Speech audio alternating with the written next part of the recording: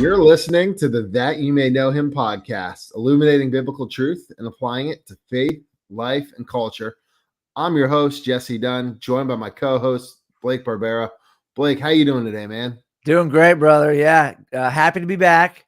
Our last episode was a long one. We had Dr. Keener on for about an almost 2-hour interview, and it was fantastic for me. I enjoyed it a ton. I've gotten some good feedback from listeners as well.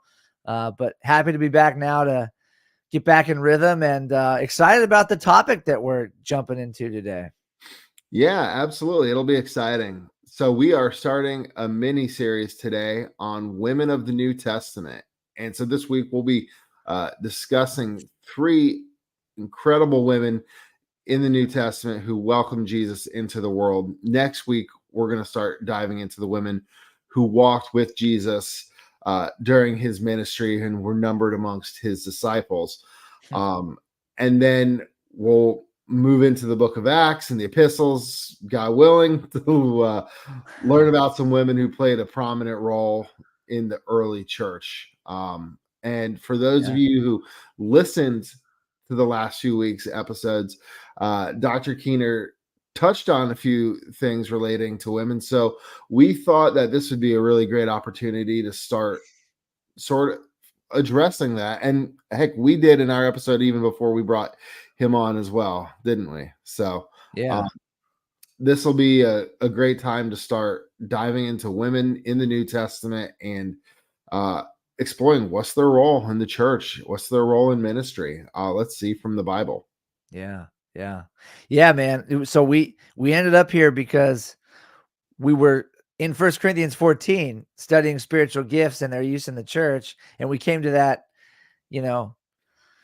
notorious, is that a good word, verses 34 and 35 of 1 Corinthians 14, where Paul sort of randomly seems to, like, out of nowhere say, oh, by the way, women keep silent in the churches, even though he already said earlier in the book that in the letter that the women should pray and prophesy in a certain way. Anyway, it was cool to have Dr. Keener touch on those things. It wasn't our intention, but it happened, and it was fun. I was glad that we went there.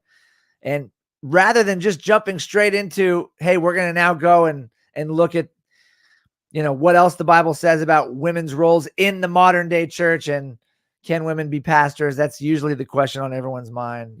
Does your church have women pastors or not?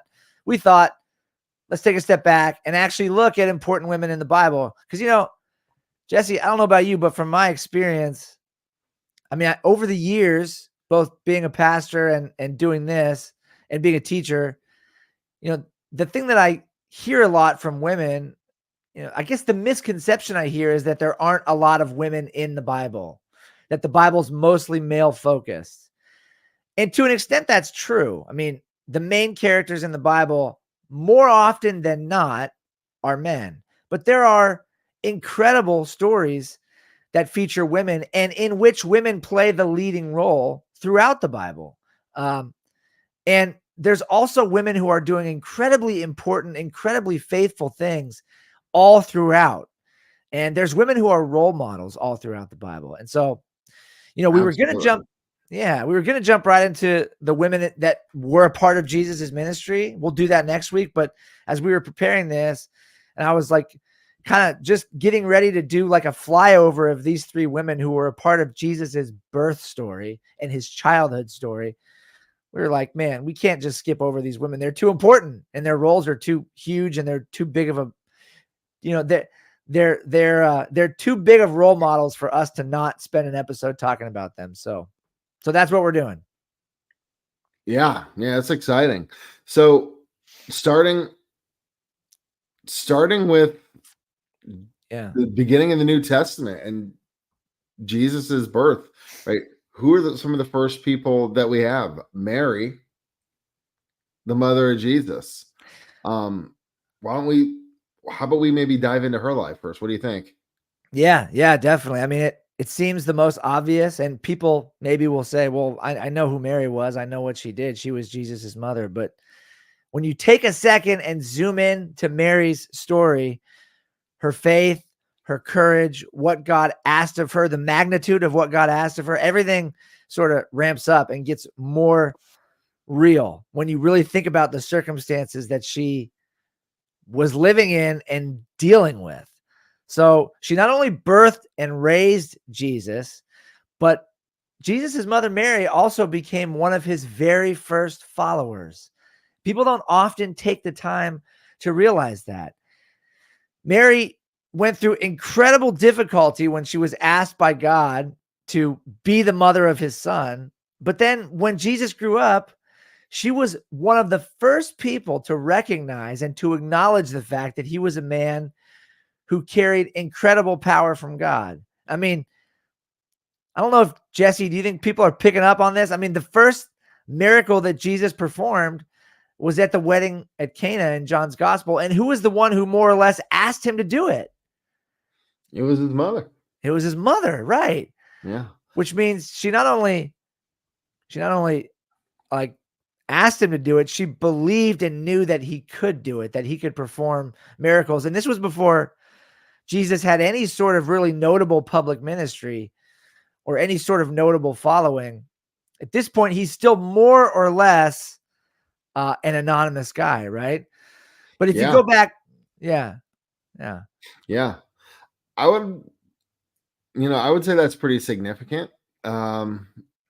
You, as a mother, most parents certainly believe in their kids and, support them and this and that. Hopefully good parents do. But,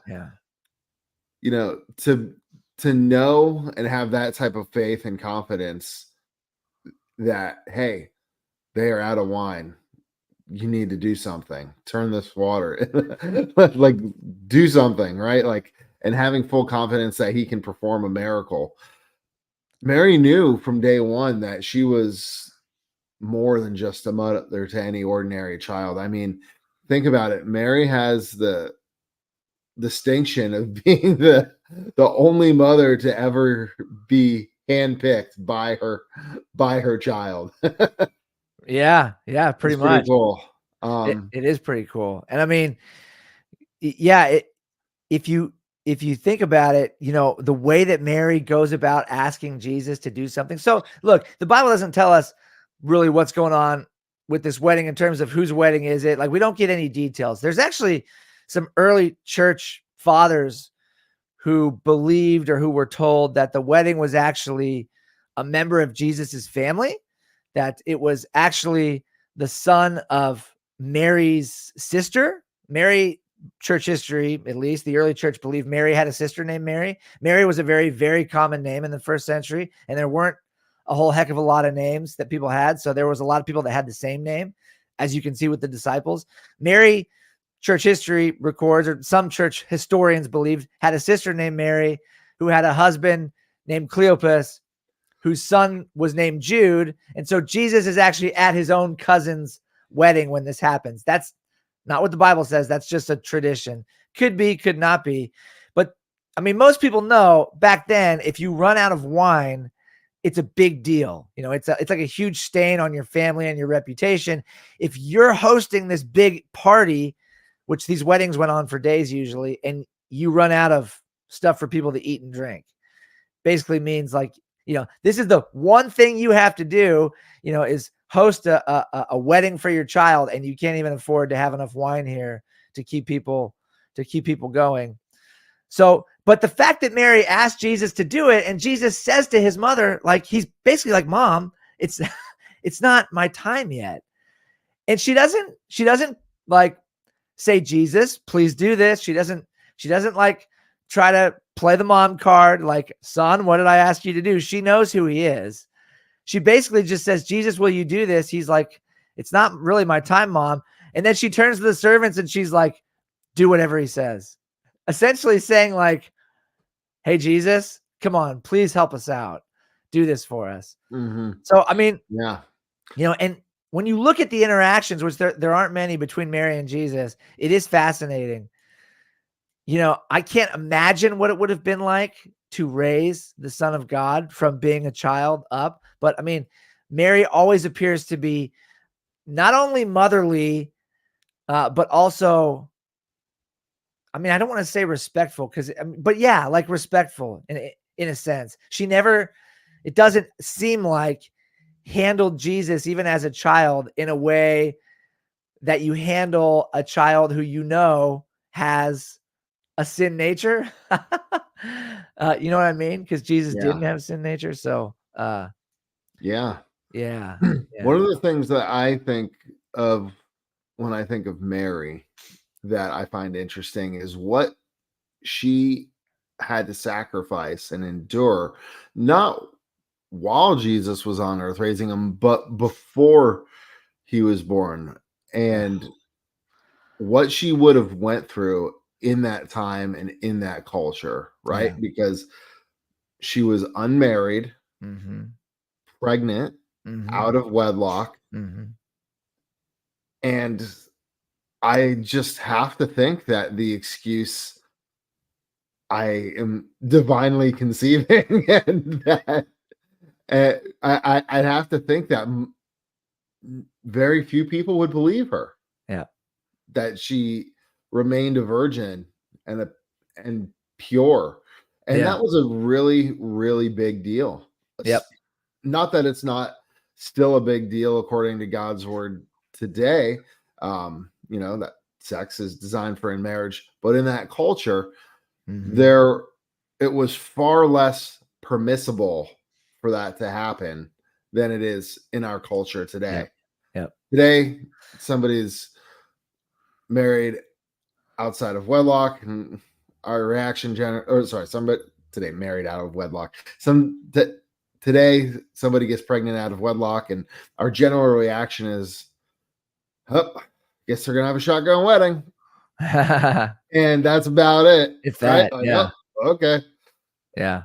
But in that day and culture, Mary could have even risked being stoned. She could have. Yeah. According to the law, she absolutely could have. Ostracized from her community. There were a lot of implications. That was not okay. And so the fact that she was willing to take this burden on shows that she must have been a pretty incredible woman that had a high degree of obedience to the Lord, and also really knew who the Lord was and knew the Lord's voice. Yeah. Because without, knowing the Lord's voice, I wouldn't really think that you would do something that risky so confidently. Yeah. Yeah. I mean, yeah, of course the angel Gabriel appeared to her, and that helps. That helps. That helps. That helps if I saw that happen. If Gabriel showed up in my room and told me to do something, I would like to think I would say yes. And I would have confidence, but still what you're saying is not wrong. I mean, according to the law, she could have been stoned for being married outside of wedlock. Now, the thing about that is I just said the same thing you did, married outside of wedlock, for being pregnant outside of wedlock. Whoa. But the thing is, I mean, that law is based on something, right? It's based on the fact that if you're pregnant outside of wedlock, that means you've had sex outside of wedlock.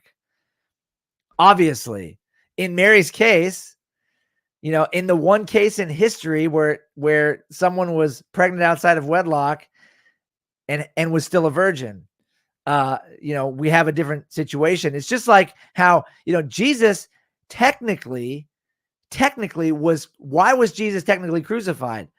Well, for blasphemy. He said that he was the son of the blessed. He said, he put himself equal with God by saying, when they said, are you saying you're the son of God? And he said, yeah, you've said so. And then he basically quotes Daniel 7 to confirm it. But like, technically, were they right in saying this guy's blasphemous for saying were they right in saying that anyone saying that they're the child of God was blasphemy according to the law? Yes, except for the fact that he actually was. Mary actually was pregnant by God. But nobody would have believed that, as you well pointed out, just like the Pharisees didn't believe that Jesus was actually the Son of God. Did that make sense what I just said? I hope so. But yeah, I'm not a woman, so it's hard to put myself in this situation, but being pregnant and being a virgin, I can imagine that over time, this could be very challenging as you're watching your stomach grow, as you're feeling a baby, and you could really be tempted to question your own sanity. Like, is this, like, is this God's kid? Did I get did I get assaulted and not know it? Like, did something happen to me and I'm not aware of it? Like, that would be a really trippy thing, I would think, or at least it could be. And we're all imperfect, so we go through these emotional ups and downs, and sometimes you're having a really confident moment and you're like, yeah, God's got this, and then the next moment you're like, oh man, this is really scary. I imagine she had a lot of those. Yeah, we don't know what exactly she went through emotionally and mentally during that time. The Bible doesn't exactly give us those details, but there's a lot of details that the Bible doesn't include that, we can look back and kind of come to a conclusion still that, hey, this is what somebody likely would have been going through. And so looking into that situation for what it is, she must have been a pretty amazing woman. Now, of course, we mentioned Mary, we should also mention Elizabeth. Yeah. Now, but before we do that, I just want to say to our listeners, if you guys have found these videos and our ministry helpful in any way, please give the video a like, share, and subscribe to our channel that you may know him. By doing so, you will be able to help make sure that others can also know and love Jesus like never before. So please give this video a like, share, and subscribe. Yeah. All right. Blake. Yes. Elizabeth. Yeah.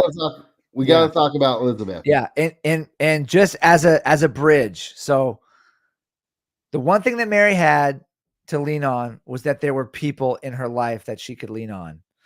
Not a lot, but a few really, really strong people. And in Luke, we're told that Mary left where she was from and went and stayed in the hill country of Judea for 3 months and stayed with Elizabeth and Zachariah. I can imagine pretty easily why she did that. Her belly's growing.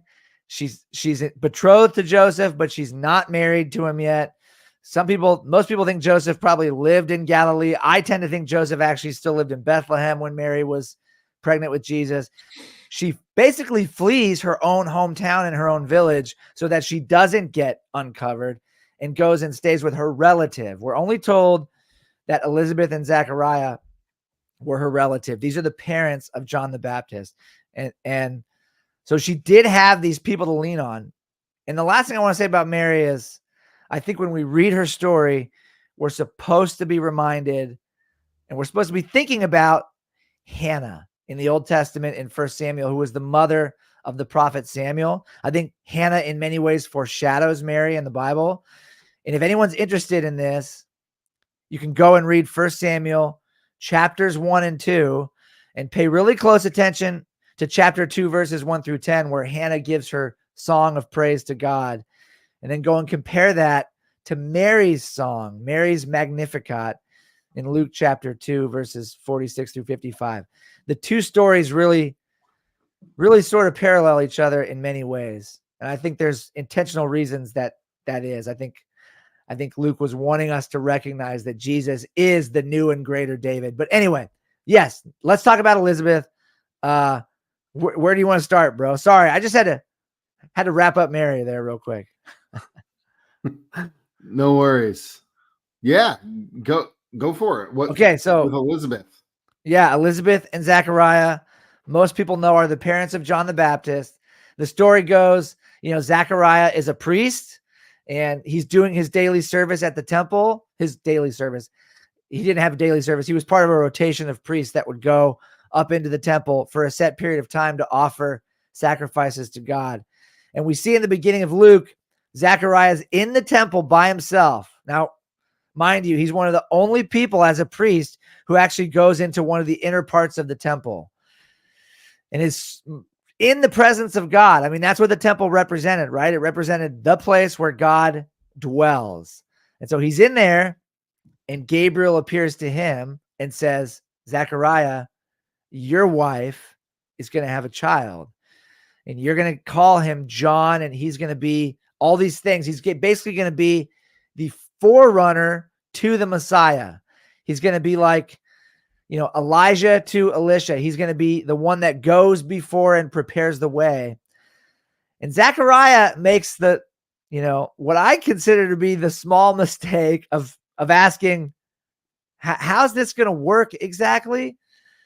Now, I say it's a small mistake. When you're talking to the angel Gabriel, I guess it's not a small thing to question him. But Zechariah is essentially muted for the next 9 months. And then his wife becomes pregnant, not by divine means. She becomes pregnant by her husband, Zechariah. But it's miraculous because they, by all accounts, are past the age of childbearing.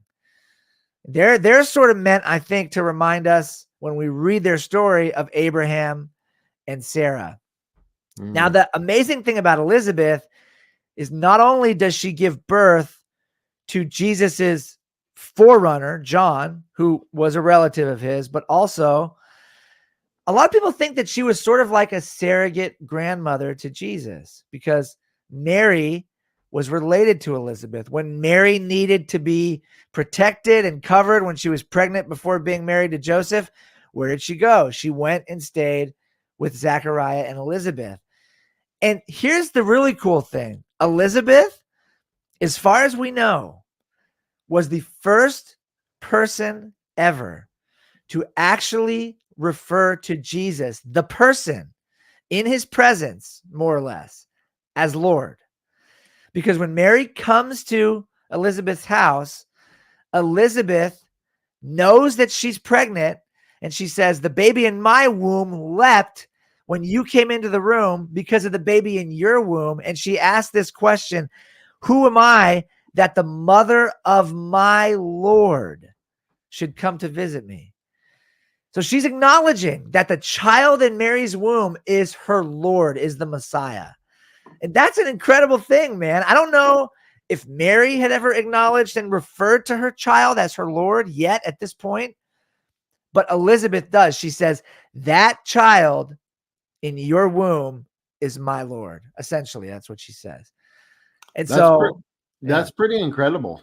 And it's pretty incredible to think that she had that type of faith and that type of belief before seeing any of the miracles, before seeing any of the things being done. It's one thing to say Jesus is Lord after you've seen all that he did here on earth, but as an infant, as a baby in a womb, that's something else entirely. I mean, bro, there were disciples that walked with him for 3 years that saw countless miracles that were very, very slow to acknowledge who he was, or even to believe that he got up from the dead, even with an empty tomb. And even with people telling them he's alive, I've seen him. Elizabeth knew and acknowledged who he was when he was still a tiny, tiny little infant in his mother's womb. I mean, look, not to go too current, but we could go current. What does this story alone tell us about the sanctity of human life in a womb? When Mary walked in, Elizabeth wasn't like, hey, if that child becomes full term and is born healthy, that's going to be my Lord. No, she's like, that child in your womb is my Lord. That's the Lord.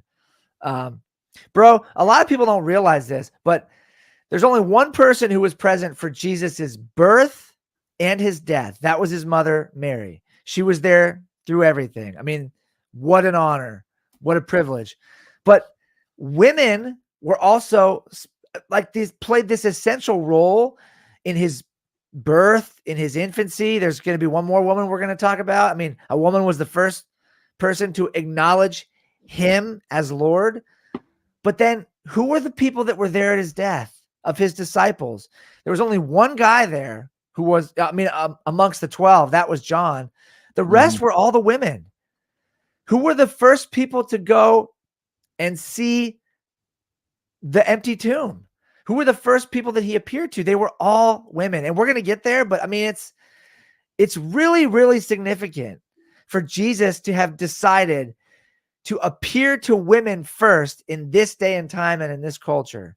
It's not an accident or a mistake, but to say that Jesus valued women and saw them as of equal worth as men, which to us is like, well, of course, why wouldn't he? But back then, that wasn't obvious to people. Right. It's an understatement to say that. Yeah, absolutely. Yeah. Yeah. So I don't know if there's anything else to say about, well, there is more we could say about Elizabeth, but I mean, she's the first to acknowledge Jesus. She's the mother of his forerunner. She cared for Jesus' own mother during her pregnancy. I would be hard pressed to think that Jesus didn't know Elizabeth and Zechariah. Some people think that Jesus and John were distant relatives and they didn't really know each other. I don't think that John knew explicitly that Jesus was for sure the Messiah until later. But they certainly knew each other. And I, like I said, church history teaches that Elizabeth was sort of like a surrogate grandmother to Jesus, a surrogate mother to Mary. But, the Bible doesn't say that, but we know that that her role was incredibly important. Yeah. In the story of Jesus's birth. Absolutely. Yeah. Well, there are more women in the Gospels. Yep. But the other one that we are going to cover today after Elizabeth is Anna, the prophetess. Yep. And so for those of you who are not familiar with Anna, the prophetess, she was a woman who, along with Simeon, she had been faithfully interceding for Israel for most of her life. She lived as a widow for a long time. And during that time, she was devoted to nothing else but worship, prayer, and the consolation of Israel. Mm-hmm. Blake, you want to tell us a little more about Anna? Yeah, definitely. So Anna's story comes from Luke chapter 2. And, when Joseph and Mary take Jesus to the temple when he's around 10 days old to offer the sacrifices that were required according to the law when there was a temple and a child, male child born, they encounter these two individuals. So imagine this. Jesus is an infant. He's born in Bethlehem. Bethlehem's not that far from Jerusalem where the temple was. They take the child who's about 10 days old up there. And when they get there, there's a man named Simeon, who's an old man who's been waiting for this moment, who apparently knows that this child is the Messiah because God told him. And so Simeon comes and takes the child and delivers this incredible word about, this prophetic word about the child's life. And he has a word for Mary as well. And then he's accompanied by this woman named Anna, who we are told lived for 7 years as a wife to a man, and then for 85 years as a widow. Now, here's the thing about that statement.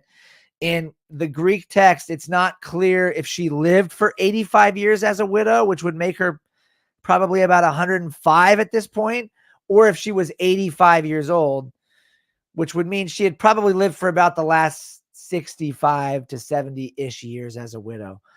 Anyway, not the point. This is a much older lady, and she, along with Simeon, make up this sort of two-part or two-person witness. When Jesus is 10 days old, these two people at the temple are waiting, and they are declaring, this is the Messiah. This is the guy. And the reason that Anna is so important is not only because this was an incredibly important event, they're making this announcement, but Anna is actually the only woman, well, actually one of two women in the New Testament who is referred to by name as being a prophet. We know there's other women prophets in the New Testament because we're told that Philip's daughters prophesied. We're told that there's female prophets in Corinth, but we're never given their names. We're given Anna's name, and we're told this woman was a prophet. The other female prophet that's named in the New Testament, do you know who this is, Jesse? I think you. Who is it? It's Jezebel. It's Jezebel in the book of Revelation, who is not a good prophet. I'm thinking about it. She's a false prophet, but she's still called a prophet. Remember what we've said about prophets. If you say you're a prophet, you are one. You're either a true one or a false one. Jezebel is referred to as a prophet, but she's obviously a false prophet who's rebuked by Jesus for leading his people into sexual immorality. I heard an incredible testimony recently about a woman who's the wife of a pastor who was actually involved in this was an interview on Alan Parr's YouTube channel. This woman was involved in the porn industry. She became a Christian and she started reading the Bible, and she read Revelation chapter 2 about Jezebel and Jesus saying, if you don't stop leading my people into sexual immorality, I'm going to throw you on a sickbed and kill you. And that was the thing that made her be like, she was coming to faith, but at that moment she totally repented, and now she's married to a pastor and preaches the gospel. Anyway, side story. Really cool interview though. It was a husband and wife interview. Anyway, Anna's a prophetess, and here's the thing. According to Jewish law, in order for it, so we're going back to ancient Israel here, in order for anything to be established, to be confirmed, if you were going to testify against someone in a legal proceeding, you had to have at least 2 witnesses. When the parents of Jesus bring him to the temple, not to make any sort of public declaration, just to fulfill the law as he's an infant, there's 2 people waiting for them who have been informed by God that the Messiah has been born and he's here. It's a man named Simeon and a woman named Anna. God chose a woman as one of the 2-part witness team that confirmed at the temple that Jesus was the Messiah when he was an infant. Now, I think this is not only awesome because it fulfills the necessary requirement of having 2 witnesses to confirm anything based on Deuteronomy 19:15, but also God is foreshadowing. He's foreshadowing the fact that when Peter stands up on the day of Pentecost, about 33 or 4 years later, in the same place at the temple, he's going to quote the prophet Joel, your sons and your daughters shall prophesy. He's foreshadowing the fact that it's going to be women who witness the resurrection of Jesus, who are the first ones to see him alive. He's foreshadowing the fact that it's going to be women who are there when Jesus dies. He's doing all this prophetic foreshadowing by choosing not just Simeon, but Anna to be part of the 2-part team who's there to announce the arrival of the Messiah in Jerusalem.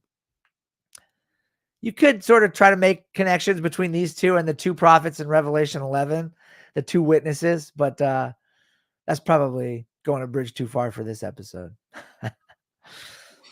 You know, one other thing I'm finding interesting here is I'm looking here at Luke 2, 36 through 38, talks about Anna.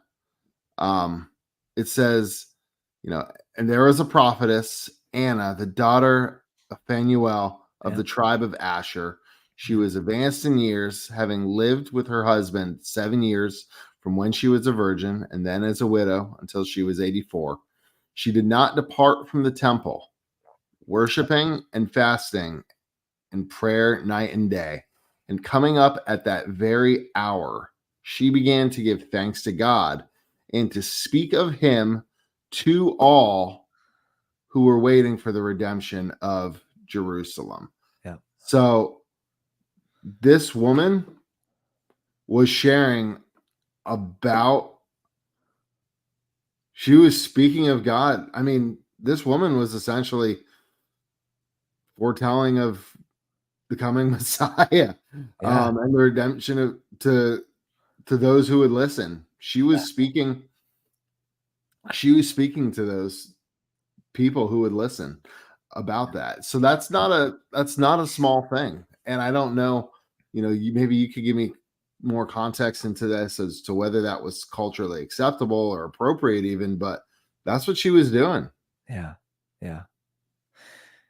Yeah. So there are a lot of questions about like the details of Anna's life because, well, first of all, there was in the temple, like certain different essentially layers of where people could go. There was the outer court called the court of the Gentiles, and then there was the court of the women. And so like Gentiles couldn't go past the court of the Gentiles, women couldn't go past the court of the women, right? So, but then actually like the misconception people have is that people tend to think that when we see people in the temple in the New Testament, they're like sitting in a basically what we would see as a cathedral, and they're sitting in pews. That's not how the temple was designed at all. Only the priests went inside the building, and only the high priest went into the inner part of the building on the Day of Atonement. The rest of the people were outside in these various courts. Now, mind you, at this time, the Herodian temple is a massive structure. So there's all sorts of breezeways. There's all sorts of covered arches and probably not a ton of places to sit, but there are probably some places to sit. Now, widows were notoriously, often had a difficult time in this place and time and context because they were dependent usually on family to take care of them. We have no idea what Anna's circumstances were. Some scholars have conjectured that she likely could have been a part of basically a widow's house who were cared for, by the religious class, by the people who were there to basically just pray and intercede for Israel. I don't know. I don't know if she lived with family in Jerusalem. I don't know. I mean, I know she didn't live at the temple, but she obviously lived in Jerusalem and was very close because it says she was there night and day. And her whole life was committed to prayer and intercession and worship. Yeah. She's kind of like a first century. I don't want to say she's like a monk or something like that, but that wasn't a thing in Israel, but her life is very, very much about prayer and intercession. It makes sense. And Simeon is a similar sort of figure. It makes sense that these two people who have devoted their entire lives to praying for Israel and for the Messiah would be given this gift by the Lord of the opportunity to announce his arrival. I mean, that's kind of all I can say or all I know, because there's not a whole lot of detail about Anna given outside of what she did at this time. Yeah. Well, that's awesome. So next week we will come back and we will continue diving in more to the women that were a part of Jesus's ministry, that were his followers, disciples. We'll talk about them, who they were, and how they played a role in his ministry here on earth. Yeah, absolutely, man. Looking forward to it. There's a lot of things that people often don't know about the role of women in Jesus's ministry, and I'm excited to share about it and get into it. So awesome. Cool, man. Should we close out? Let's do it. All right. You've been listening to the That You May Know Him podcast, illuminating biblical truth, applying it to faith, life, and culture so that you can know and love Jesus like never before. You can find out more about our ministry at our website, thatyoumayknowhim.com. As Jesse said earlier, if you found this episode or this video helpful, please consider giving us a like and a subscribe on YouTube, or you can follow us wherever you listen to podcasts. If you're listening on iTunes or Spotify or one of those big podcasting apps, leaving us a review, a 5-star review in particular, is always super helpful. And as some guys say on YouTube, if you don't like this video, make sure you hit the thumbs down button twice, not once. Thanks for listening. Stay blessed, live loved, and we will catch you next time on That You May Know Him.